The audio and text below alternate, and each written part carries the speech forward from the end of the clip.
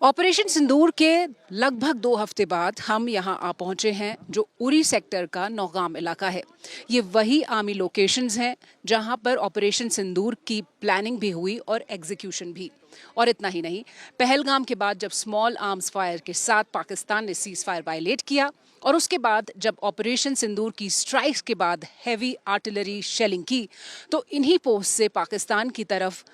सैकड़ों small arm fire भी किए गए और साथ ही हैवी आर्टिलरी फायरिंग भी हुई। और यही वो इलाके हैं जहां हर दिन पाकिस्तान 100 से 150 शेल्स बरसाता था, लेकिन भारतीय सेना लगातार न सिर्फ उसे जवाब देती रही बल्कि उसके पोजीशंस को कमजोर करती रही और पाकिस्तान को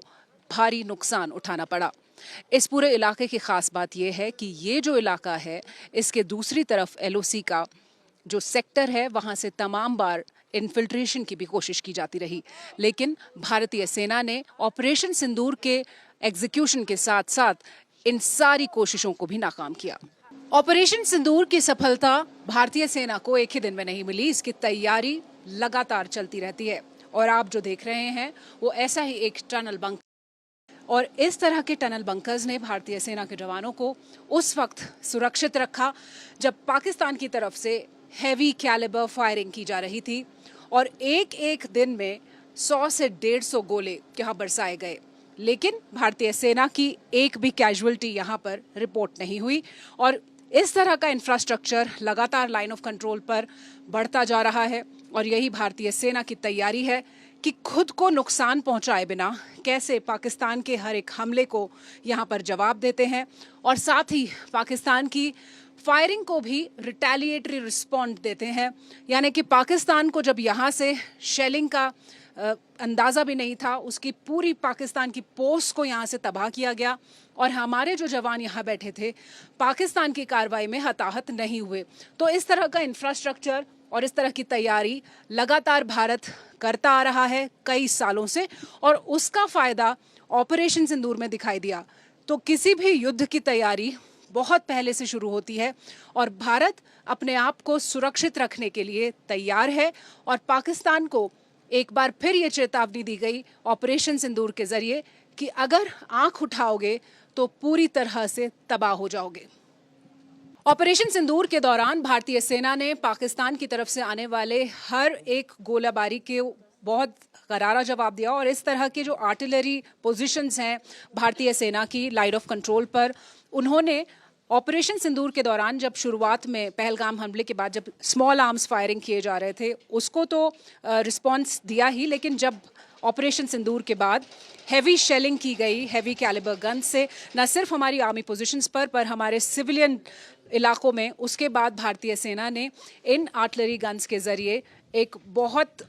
बड़ा मिशन यहाँ पर लिया और हमारी तरफ कैजुअल्टीज रिपोर्ट नहीं की गई, ये बहुत ही खास बात है। तो खुद को सुरक्षित रखते हुए किस तरह से सैकड़ों शेल्स खास तौर पर पिन पॉइंट एक्यूरेसी के साथ भारतीय सेना ने बरसाए पाकिस्तान की तरफ, उसका आपको एक मिसाल ये मिल सकती है कि किस तरह से हैवी कैजुअल्टीज इन्फ्लिक्ट हुई हैं पाकिस्तान की तरफ लाइन ऑफ कंट्रोल पर। तो जब गोले बरस रहे थे, सैकड़ों गोले हर रात पाकिस्तान बरसाता था, तो हमारे ये जो गनर्स हैं वो इसी मुस्तैदी के साथ, इसी साहस के साथ ऐसे ही डटे हुए थे, खुद को सुरक्षित रखने के साथ साथ पाकिस्तान के आर्मी पोजीशंस को डिस्ट्रॉय कर रहे थे, उसके टेरर आउटफिट्स को डिस्ट्रॉय कर रहे थे और पाकिस्तान को बता रहे थे कि जहां पर बोला वहीं पर गोला।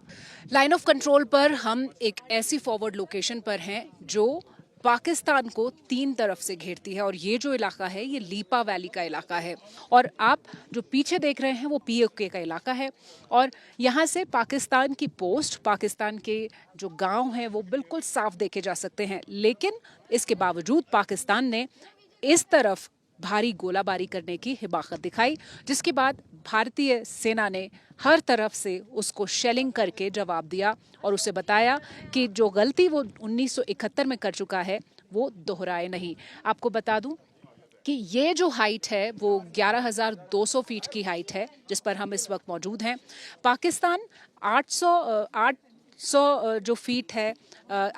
उसकी जो ऊंचाई है वो कम है, यहाँ पर हमारी ऊंचाई ज़्यादा है। तो इस लिहाज से भारतीय सेना यहाँ पर डोमिनेट करती है और ऑपरेशन सिंदूर के लिए ये जगह इसलिए भी अहम है क्योंकि यहाँ से एक वैंटेज पॉइंट क्रिएट होता है, यानी हम हर तरफ नज़र रख सकते हैं, पाकिस्तान की पूरी जो कार्रवाई चल रही है उस पर नज़र रख सकते हैं और कैसे उसको जवाब देना है उसका असेसमेंट भी यहाँ से बेहतरीन ढंग से किया गया। तो ऑपरेशन सिंदूर के दौरान इसी पोस्ट से एक बहुत ही निर्णायक लड़ाई लड़ी गई, जिसमें ऑपरेशन सिंदूर के पहले फेज में होने वाली स्ट्राइक्स के बाद जब पाकिस्तान ने फायर खोला तो उसे जवाबी कार्रवाई मिली और उसके बाद भी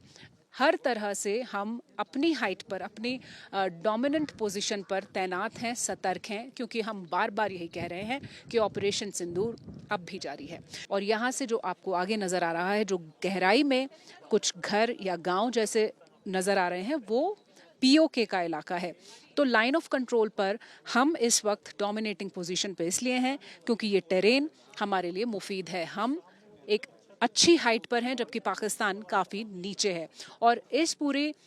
पोस्ट की अगर हम बात बताएं तो इस पूरे इलाके में तीनों तरफ से भारतीय सेना पूरी तरह से मुस्तैद है और जो पाकिस्तान का इलाका है वो गहराई में है। तो ये जो पोस्ट थी ऑपरेशन सिंदूर के दौरान, ये बेहद सिग्निफिकेंट और स्ट्रेटेजिक लोकेशन इसलिए थी क्योंकि हम हर तरफ से अपने दुश्मन पर नज़र रख पा रहे थे,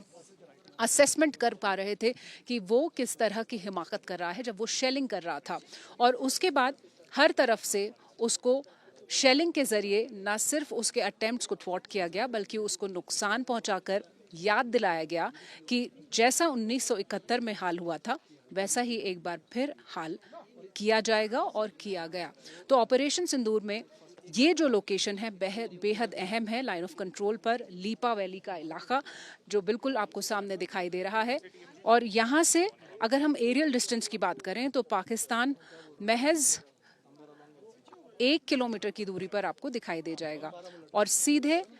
पीओके का जो पोस्ट है वो भारतीय सेना उसकी निगरानी करती है। भारतीय सेना देख सकती है कि दुश्मन इस वक्त क्या कर रहा है। तो ये जो पावर है, जो डिफरेंशियल ऑल्टीट्यूड का पावर है, जहां पर हम एक वैंटेज पॉइंट पर हैं ऑपरेशन सिंदूर के दौरान, ये हमारे लिए बेहद कारगर सिद्ध हुआ। ऑपरेशन सिंदूर के दौरान हमने देखा कि पाकिस्तान की तरफ से सैकड़ों ड्रोन्स भारत की तरफ टारगेट किए गए, लेकिन भारतीय सेना के एयर डिफेंस गन ने उनको पूरी तरह से थ्वॉट किया, उन्हें नीचे गिरा दिया। आप देख रहे हैं ये एक जू 23 एयर डिफेंस गन है जिसकी रेंज लगभग 3 किलोमीटर है और ये भारतीय सेना की अपार शक्ति है क्योंकि एयर डिफेंस के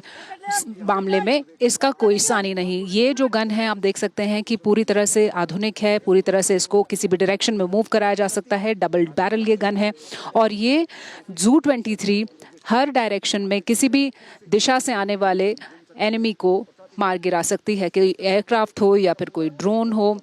उन सबको ये इंगेज करती है। और इसके लिए इसने इस्तेमाल किया आकाश तीर इंटीग्रेटेड कमांड सिस्टम। सो जू 23